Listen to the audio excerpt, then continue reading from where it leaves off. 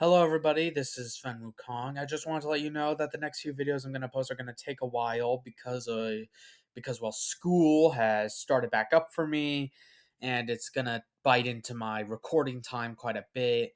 I will try my best to keep getting stories out to you and hopefully for those new here, one day I'll post a story that you'll probably fall in love with and it'll encourage you to make your own. Anywho, please like, share, and subscribe. And without further ado, enjoy the video. This is The Devil of Equestria, written by Fen-wukong and read by Fen-wukong. Chapter 4 The Wolf and the King. Aaron looked at the symbol on his gundam's shoulder, the golden horns protruding from the wolf head making a similar look to his mobile suit's V-fin. The mere sight of it causing old memories to surface from his subconscious. Aaron looked at the bowl of stew that sat in front of him, his newly bandaged torso covered by the shirt and massive jacket. As he stares at the bowl, a sense of worry on his face, he turns to look at all the taller figures, some male, other female, but the common ground among them all was that they were enjoying the stew. He was the only outlier. As he sits, the feeling of a hand holding his shoulder causes him to turn up to the taller man with a beard he could best describe as unreasonably thick. "You all right, kiddo?" the man asks with a voice deeper than a bottomless pit. Aaron looks up and he asks, "Is it okay for me to be eating this? Finding this beef must have taken you forever, and I don't want to waste your resources." As he says this, the mountain of a man says, "Kid, don't sweat it. Just enjoy yourself." The man, looking at the small child, realizes that he's not getting anywhere with the usual chipper attitude.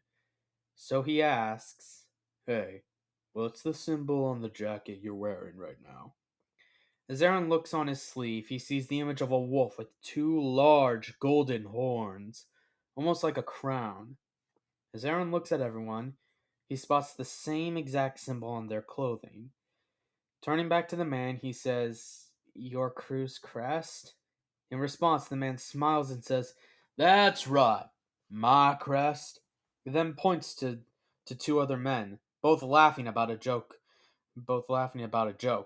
"Their crest," the man says. Then he looks at the group of people and says, "Everyone's crest. And now, it includes you too, kid."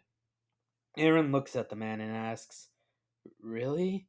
"Yep," the man says, puffing out his chest. He responds with, "You're a wolf now, kid. Wolves take care of each other."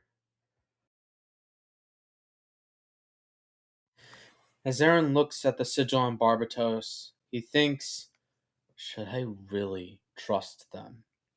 As he looks at the mech's eyes, he asks, "What do you think, buddy?" The machine doesn't respond, but Aaron understood completely. Shaking his head, he gives a small chuckle and responds with, "You're right, big guy. I should keep my guard up after all. We don't know if they could be tricking us." As he looks at his friend, he says, "But even if they are, we can take them all on." As the machine stares at him unmoving, Aaron yawns and climbs into the cockpit, where he curls up and falls asleep. As Aaron's eyes slowly blink open, he sits up and rubs them, clearing the blur from his sight. He opens the cockpit to the mobile suit, climbs out, and begins to walk to the entrance of the cave. However, he stops at the sight of the familiar purple-furred alien with their wings folding in as they come to a landing, a small hint of violent aura leaving their horn. They see Aaron and smile and ask, "How are you this evening?" As Aaron looks, he gives a small, tired sigh and says, "Okay, look. What happened last time was a one-time thing and my guard was down, so don't even try to get more info out of me." As Twilight stares at him with a smile, she says, "Oh, well, if you don't want to talk to me, then maybe you would like to talk to some of my friends?" As Aaron glares, he says, I would rather die. As he turns, he is met with the sight of pink fur, bright blue eyes, and a smile only given by a crazy person who is on copious amounts of crack. In one major motion, he jerks back in fear. Ah! As he stares, he calmly returns to a more neutral position, and with a look of confusion, points at the girl, then points at the cave entrance, before returning to face the girl, as he asks, How did you... Before he could ask anything, though, Pinky says, Hi! Hi again! How have you been doing? Do you want to eat some of these cookies I brought? As she holds out a plate with cookies, each one of different toppings and size, Aaron looks and says, Please leave, pointing at the exit. As Pinky then picks up a cookie and tries to put it into Aaron's mouth. Before it can reach, he grabs it and throws out the exit and off the cliff, causing Pinky to gasp and hop off the cliff with tremendous force. As Twilight glares at him, he asks, Aren't you gonna go save them? No need, she responds sternly, before Aaron is feeling a cookie pushed onto his cheek, and looks to see Pinky holding the cookie he just threw. How? He says, confused and somewhat scared. As he stares, he moves back and shouts, How are you not dead? As he glares at her, his eyes slightly twitching, Pinky slowly tries to give Aaron the cookie, but he grabs it and puts it back on the plate and growls, Okay, please leave! As Pinky picks up another cookie, she says, Oh, don't be like that, just have a cookie! As she tries to give him the cookie, he picks it up and puts it back on the plate with a bit more force. As he moves behind her, he pushes her towards the exit. Pinky, standing perfectly still, where our body is moved to the outside, where he says, Go! Go! Shoo! Quickly moving his hand in a shooing motion. As he turns, Pinky shows up again, shocking Aaron once more. But then he immediately does the same pushing motion and says, Leave! As Pinky's eyes shrink to a glare, she says, in a voice far deeper than a usual tone, You will not escape the smiles. As Aaron glares, he blinks quickly to find Pinky gone again. Jumping slightly, he slowly turns to look behind him, and seeing nothing. He looks at Twilight and says, pointing at her accusingly, Okay, there's no way you did not drug me with that salad. As Twilight smiles smugly, she says, Well, if that drug is introducing you to Pinkie Pie, then you have unknowingly overdosed. Bowing mockingly, as Aaron groans, Ugh. He says, You are being far too annoying. As Twilight returns to a normal position, crossing her arms, she frowns and says, I thought we were friends. Shaking his finger, Aaron says, No. We are acquaintances, not friends. As Twilight looks, she ponders. He didn't appear to have a horn or wings, and he didn't have a head covering. Then a thought hit her. It would be easy to just drag him to Ponyville. She could introduce him to her friends and try and get him to socialize. But then she forgets that notion, remembering that if friendship is forced, then it has no meaning. Sighing, she turns and says, If you really don't want friends, I won't pressure you. But I'll be waiting when you do want friends, alright? As she spreads her wings, she takes flight, leaving Aaron behind, looking at her fading away as she flies back to the small town. In his gut, he feels a tinge of guilt? No, that couldn't possibly be it, he thought to himself. But I was pretty rude, a second thought said to himself. As he shakes his head, he says, No, they're being too pushy. Besides, why does it matter if I'm rude to them or not? As the small orange Pegasi filly snaps their helmet on and hops onto their scooter, she looks at the mountain. Okay, Scootaloo, she says to herself, this is your chance to shine. As she buzzes her small wings, she jets off. Nearly 2 days ago, she had overheard Rainbow Dash talk with Fluttershy and Rarity about some sort of monster in the cave, where a dragon once tried to have a crudely interrupted nap. She didn't care about the dragon, though, and she sure as hell didn't care about the dangers of a cave. All she wanted was to take on this monster. Her train of thought was that if she could somehow best, or even just simply survive an encounter, then surely Diamond Tiara and no pony else would ever make fun of her for not being able to fly, or for not having a cutie mark. And her friends would probably wouldn't have to deal with Diamond Tiara's bullying either, considering that they'd be friends with someone who survived a monster attack. And maybe, just maybe, she could get her cutie mark. She felt somewhat bad for not just dragging Apple Bloom and Sweetie Belle to join her, but she had asked, and the results were far less than stellar. Sorry, Scoots, Apple Bloom said sadly. Applejack already told me not to go anywhere near that cave. Scootaloo, somewhat disappointed, asks, weren't you already not allowed there? Well, yes, the farm filly responded, but now it's a tremendous ban from it. Like, you even think about it, you are grounded for life tremendous. As Scootaloo nods, saying, oh, okay, gotcha. As she turns, she says, I'm gonna ask Sweetie Belle, alright? Alright, Applebroom responded. Oh, and another thing, she says as Scootaloo puts on her helmet, don't go there alone, okay? As she looks to both sides before leaning in and whispering, I think I heard Applejack and Miss Rarity talk about a monster living there. As Scoots hops on, she says, I know. I heard about Rainbow talk about it too. As she begins to jet off, right as Big Mac calls for his younger sister, she shouts, I'll be careful! The talk with Sweetie Belle was not better, and Scoots, despite all of her better judgment, was forced into this endeavor on her own.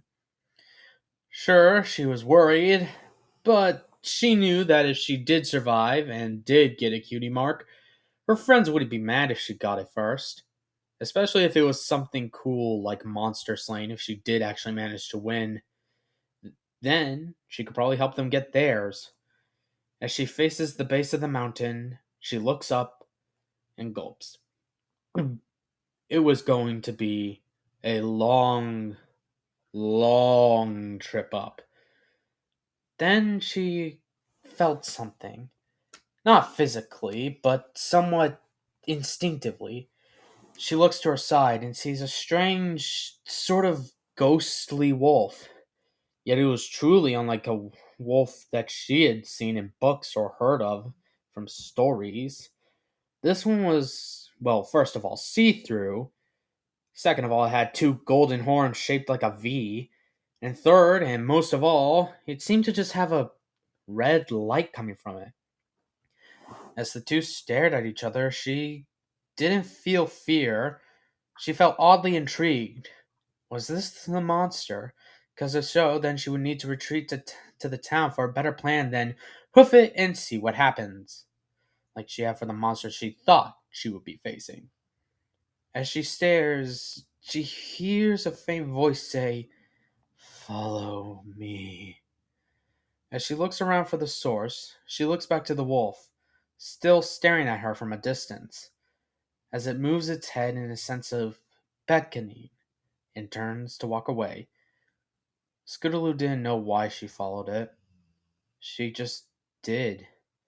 As she moved holding her scooter, the wolf brought her to a small cave entrance at the mountainside.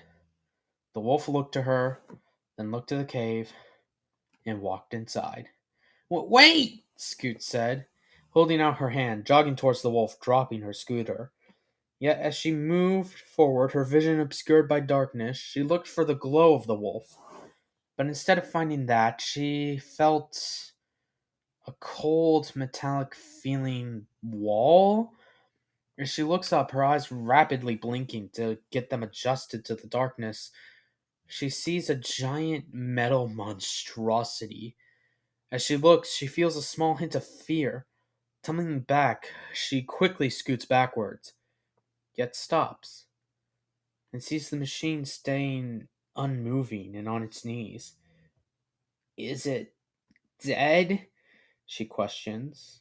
As she walks up slowly, She rubs her hand on the machine, the cold metal giving no sense of life.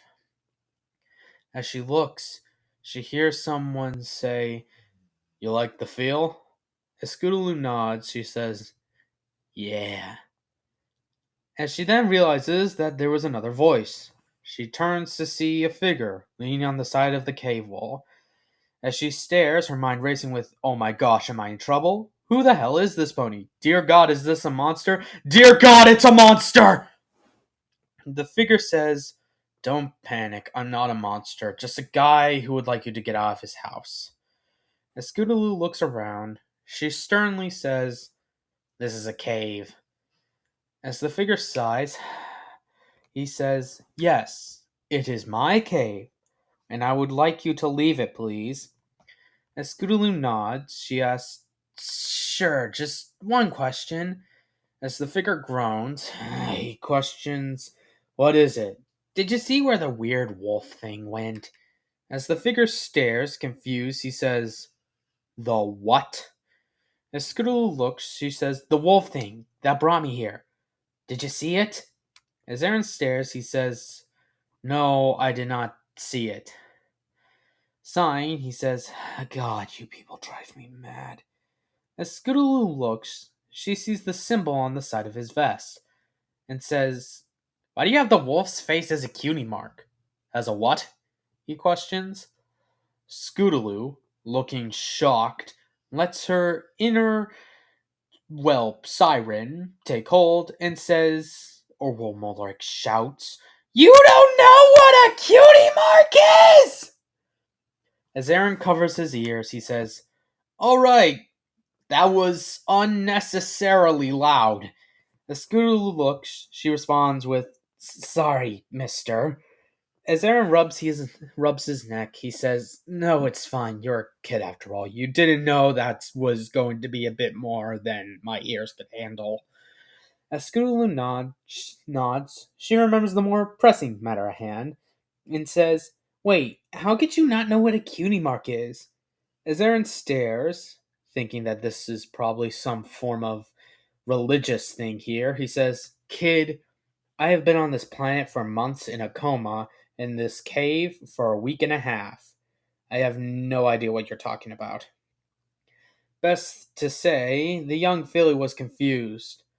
The strange creature looked a bit like a pony, and she had heard in history books of very rare and very odd occurrences where species other than ponies have a chance to have cutie marks. So if he didn't know, and if he probably didn't have one, then what was the symbol for?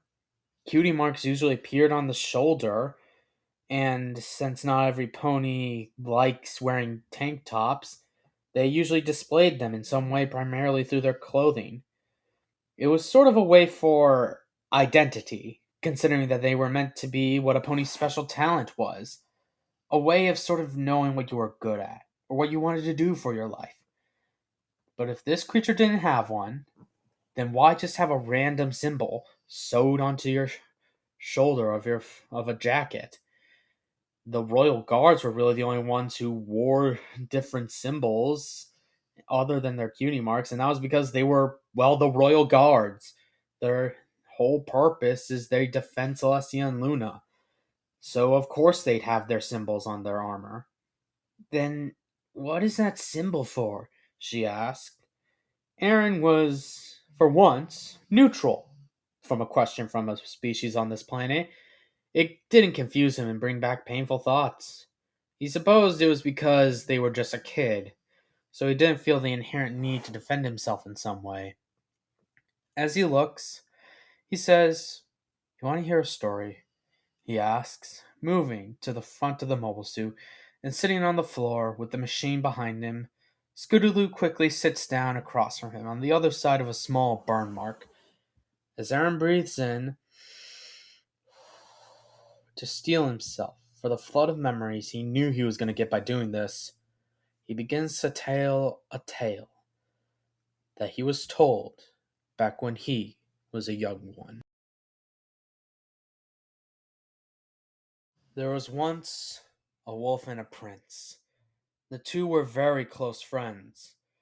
The prince would give the wolf and its pack the best land he could offer for them to run in and hunt, and he would also give the wolves some of the best food that his chefs could make. In exchange, the wolves would not attack any cattle that wandered into the woods, and would even lead them back, and would aid the prince, soon to be king, in his people's hunting. Yet the two leaders still had their own rules. The humans would not overconsume the resources of the natural world, and the wolves were not permitted to attack humans. There was peace for decades.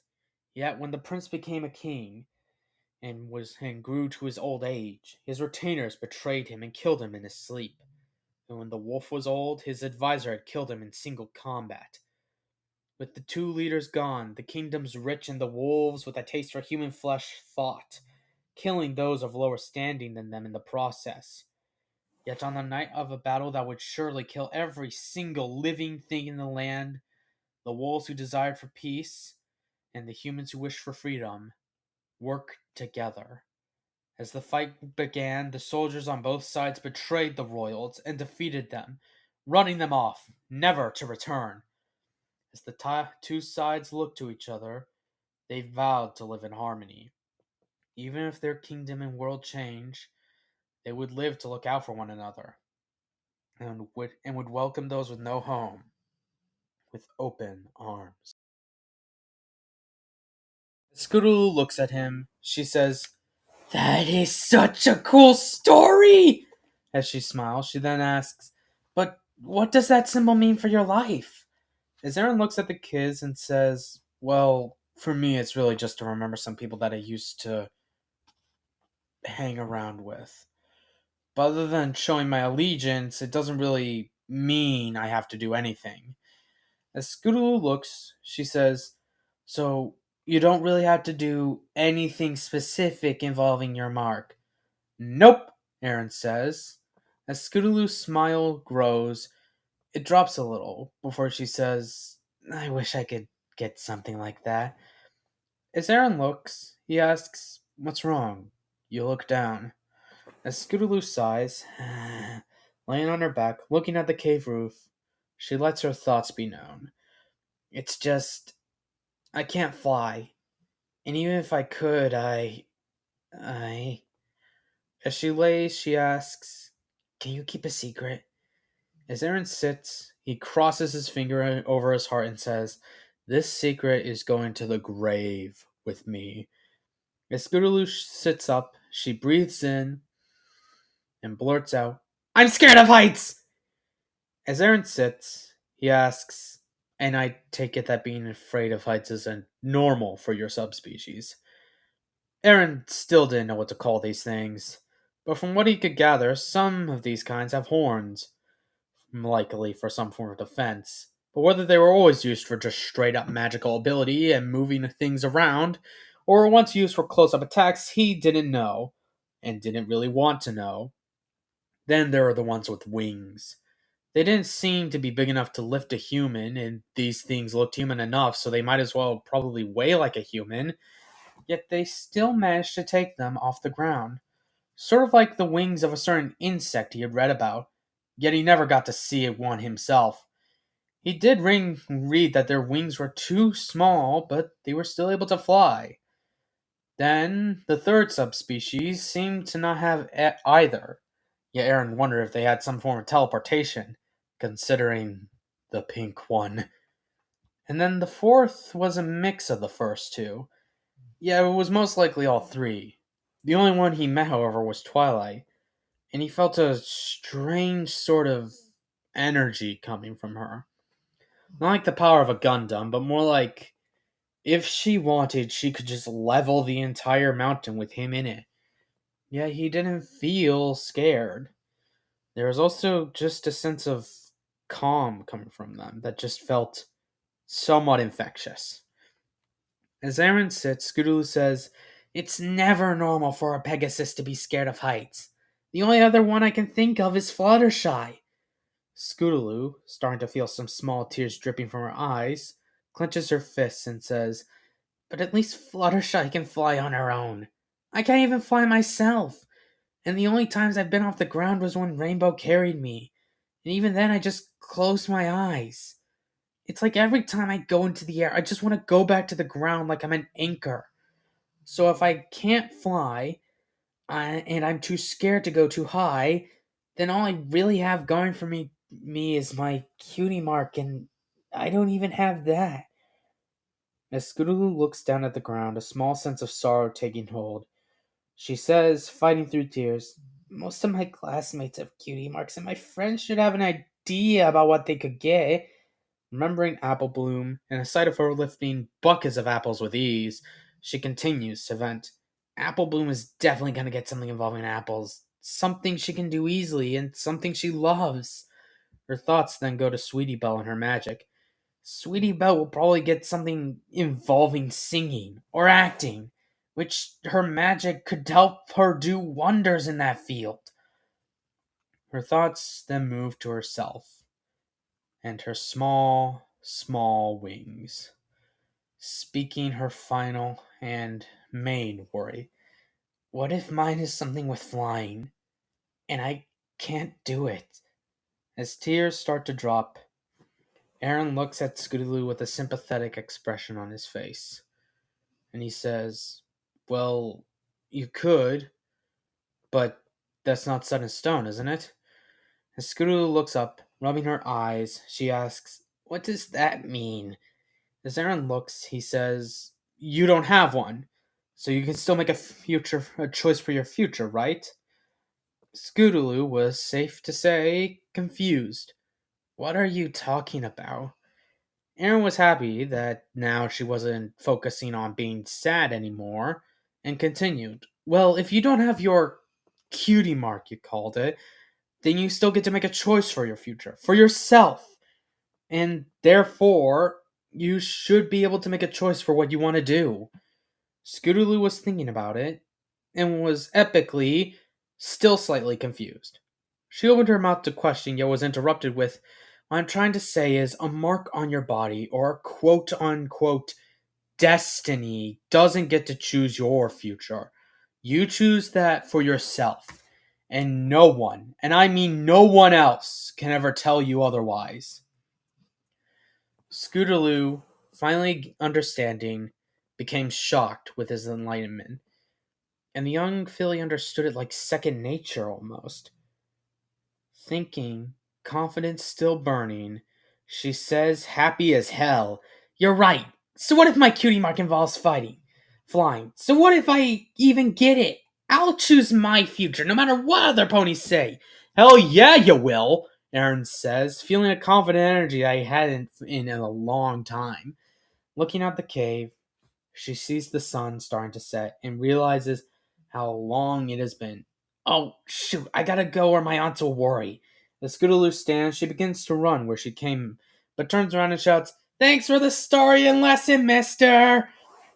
As Aaron stands, leaning against Barbatos, he shouts, "You're welcome! Also, the name's Aaron, kid!" Scootaloo moves down the path and finds her scooter right where she left it.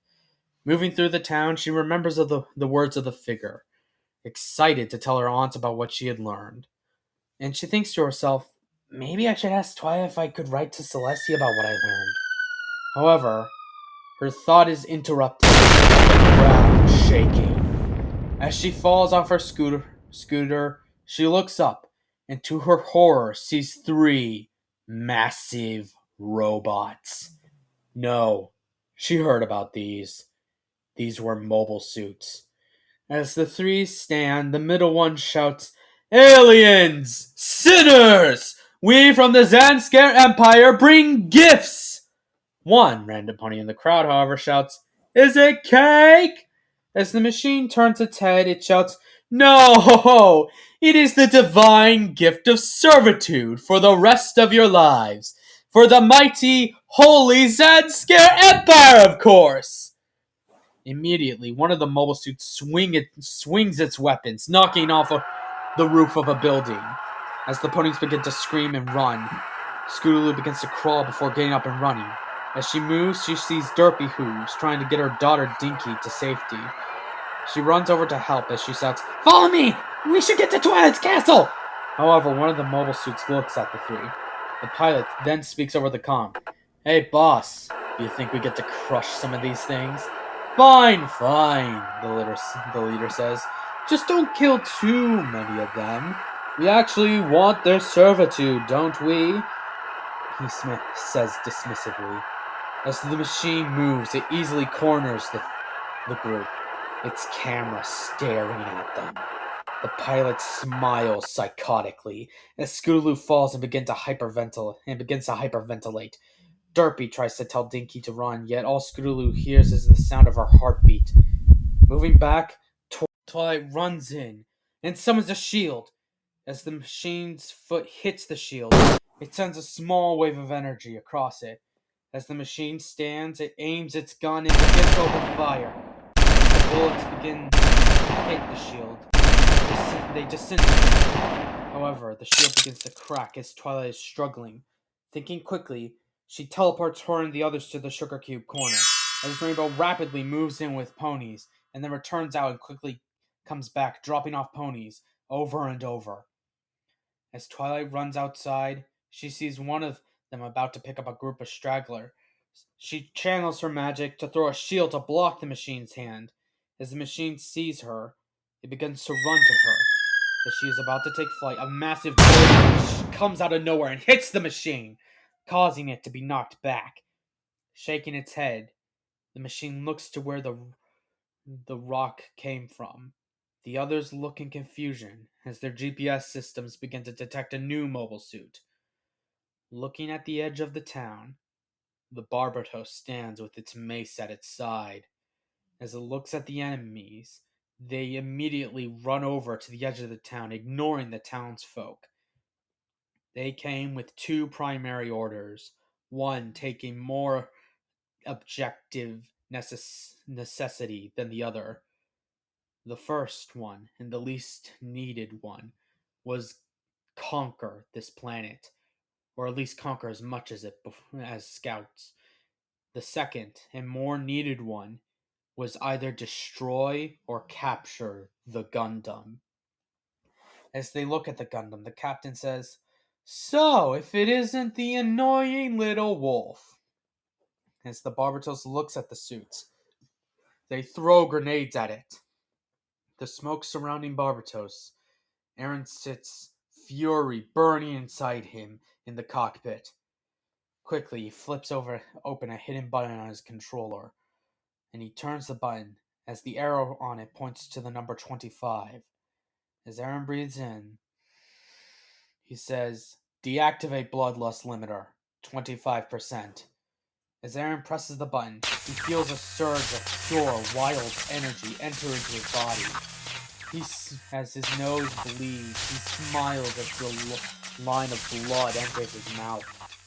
Opening his eyes, his right wing glowing its deep, crimson red, he shouts, "Come at me! All of you!" The smoke violently dissipating as the Barbatos' eyes glow red, with lightning shooting from them. It stands, ready for the slaughter.